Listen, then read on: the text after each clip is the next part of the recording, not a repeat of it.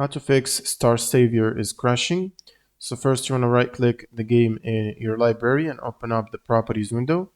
And then in the general tab you want to add -dx11 to the launch options. And then go to installed files tab and verify the integrity of game files.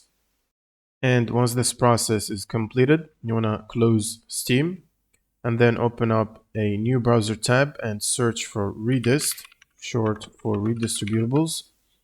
And from the first Microsoft link here, you will need to get to this table to download the redistributables. You will need to get the 86 and the 64, install both of these. And once you finish the installation, it will ask you to restart your computer.